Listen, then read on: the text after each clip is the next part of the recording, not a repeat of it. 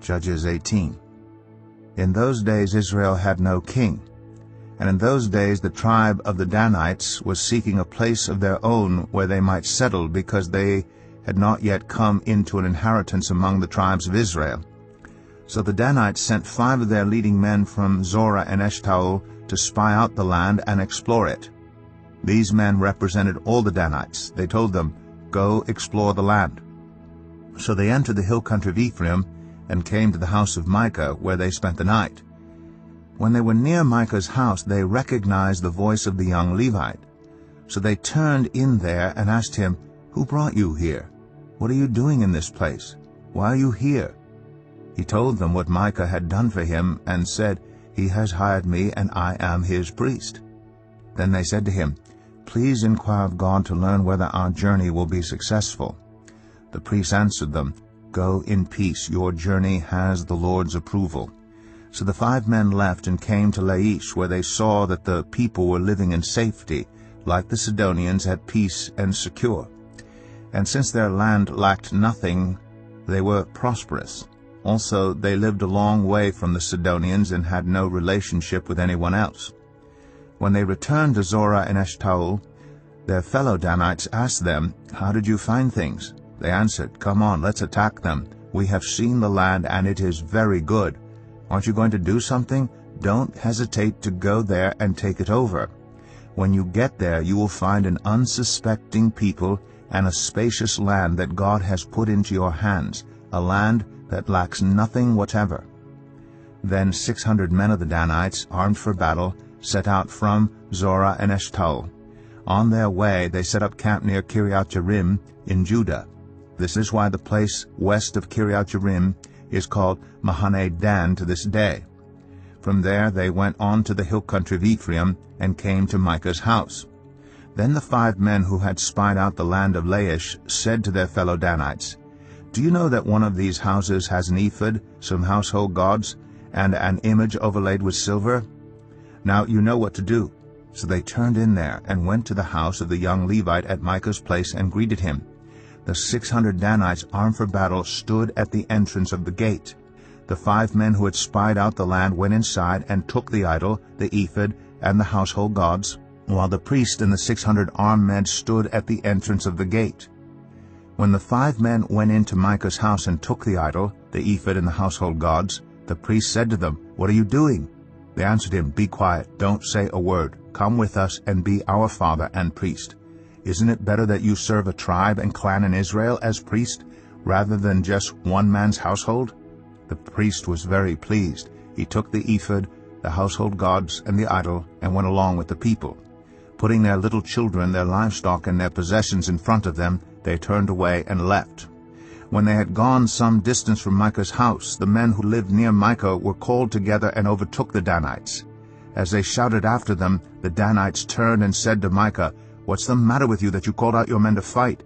He replied, "You took the gods I made and my priest and went away. What else do I have? How can you ask what's the matter with you?"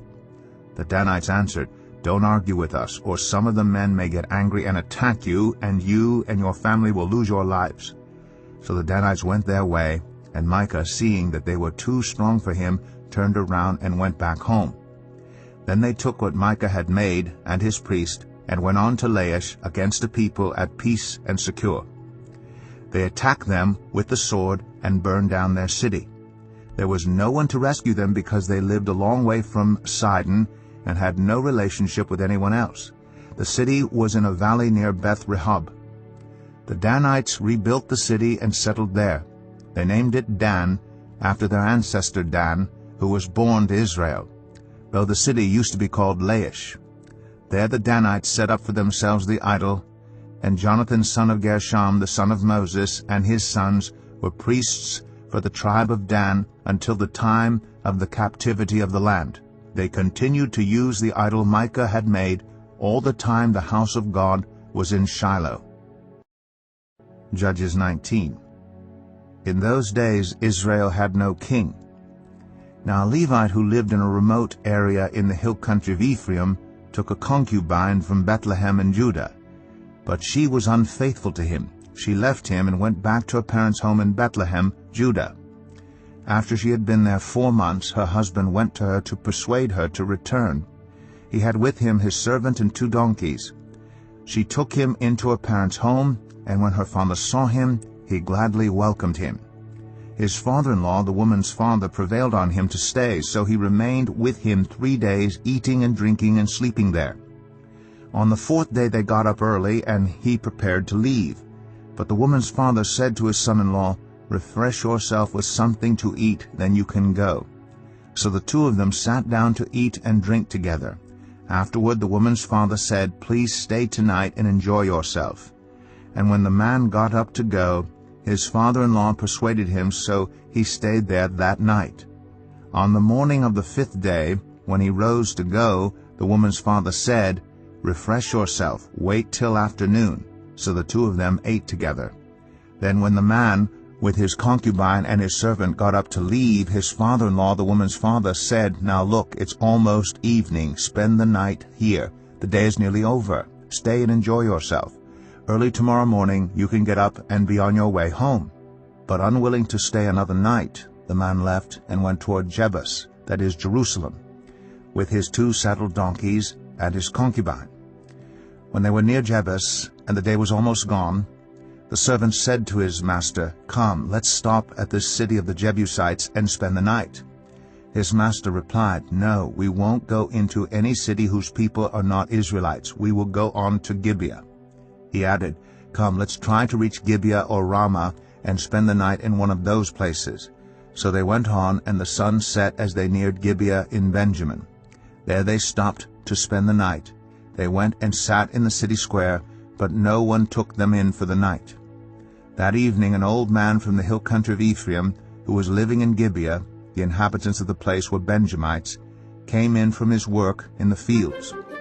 When he looked and saw the traveler in the city square, the old man asked, "Where are you going? Where did you come from?" He answered, "We are on our way from Bethlehem in Judah to a remote area in the hill country of Ephraim where I live. I have been to Bethlehem in Judah, and now I am going to the house of the Lord. No one has taken me in for the night. We have both straw and fodder for our donkeys, and bread and wine for ourselves, your servants, me, the woman, and the young man with us. We don't need anything." "You're welcome at my house," the old man said. "Let me supply whatever you need. Only don't spend the night in the square." So he took him into his house and fed his donkeys.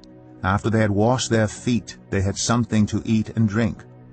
While they were enjoying themselves, some of the wicked men of the city surrounded the house. Pounding on the door, they shouted to the old man who owned the house, "Bring out the man who came to your house so that we can have sex with him."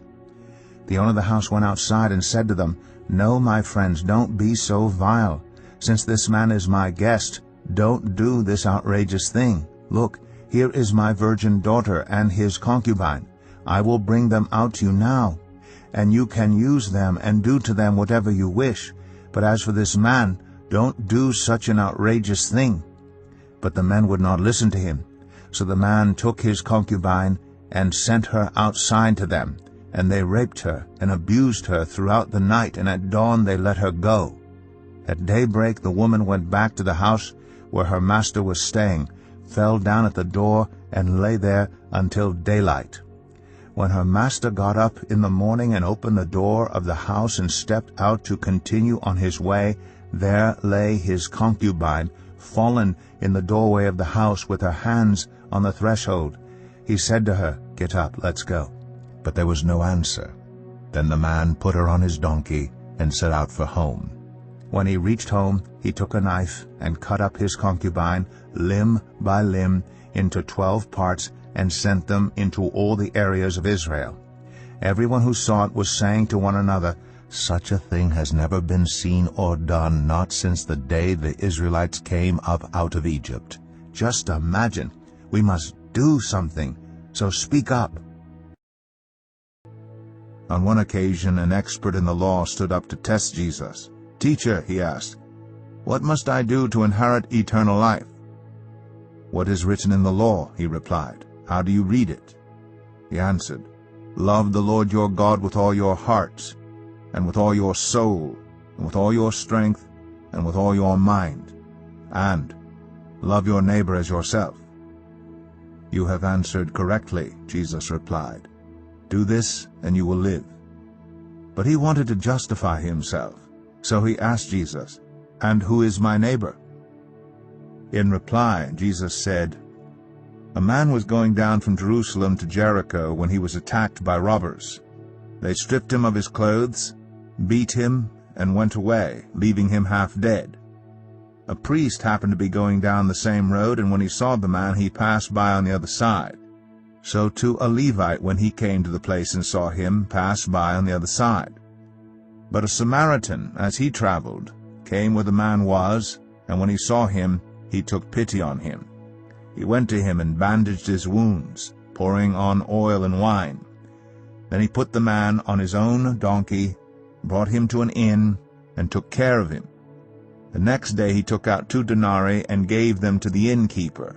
'Look after him,' he said, 'and when I return I will reimburse you for any extra expense you may have.' Which of these 3 do you think was a neighbor to the man who fell into the hands of robbers?" The expert in the law replied, "The one who had mercy on him." Jesus told him, "Go and do likewise." As Jesus and his disciples were on their way, he came to a village where a woman named Martha opened her home to him. She had a sister called Mary, who sat at the Lord's feet listening to what he said. But Martha was distracted by all the preparations that had to be made. She came to him and asked, "Lord, don't you care that my sister has left me to do the work by myself? Tell her to help me." "Martha, Martha," the Lord answered, "you are worried and upset about many things, but few things are needed, or indeed only one. Mary has chosen what is better, and it will not be taken away from her."